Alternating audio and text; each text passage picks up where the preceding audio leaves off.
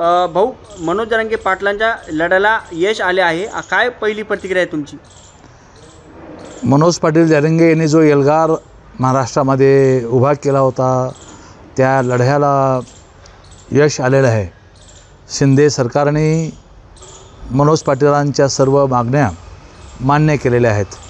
माननीय मुख्यमंत्री एकनाथ शिंदे साहेब, माननीय देवेंद्रजी, माननीय अजितदादा यांचे मनापासून आभार व्यक्त करतो। मनोज पाटलाची जिद्द, मनोज पाटलाची चिकाटी आणि मनोज पाटलाचा प्रामाणिकपणा निश्चितपणे या लढ्याला यश देऊन गेलेला आहे। आपण देखील मराठी आहात, आपण ह्या आरक्षणाचा लाभ घेणार का?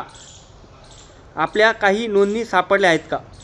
नाही, या नोंदीच्या संदर्भामध्ये मी अजून काही विचारपूस केली नाही आणि त्या संदर्भातला मी काही अजून माहिती घेतलेली नाही। जरांगे पाटलांच्या आमरण उपोषण मागे घेण्यासाठी आपण मध्यस्थी करत होता। आज आरक्षणाचा लढा अंतिम टप्प्यात आला आहे।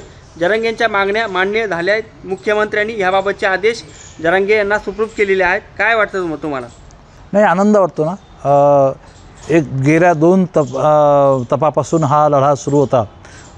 या लढ्यामध्ये मीही मध्यस्थी केली होती आणि निश्चितपणे त्याचा आनंद होतो आणि माननीय मुख्यमंत्र्याचं स्वागत आहे।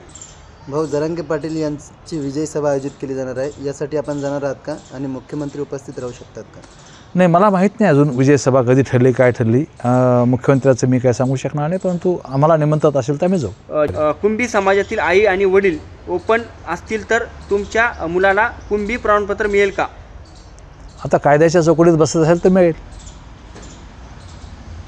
जिल्हा नियोजन विकास मंडळातील निधी फक्त 11%च खर्च झाला आहे। खर्च खूपच थोडे दिवस राहिले, शिल्लक राहिले आहेत, कसे काय सांगणार? नाही, खूपच गंभीर बाब आहे। तातडीनं या संदर्भात नियोजन केलं पाहिजे। मी माननीय पालकमंत्री महोदयाशी बोलेल आणि हा निधी तातडीनं खर्च करावा अशा प्रकारची विनंती करेन।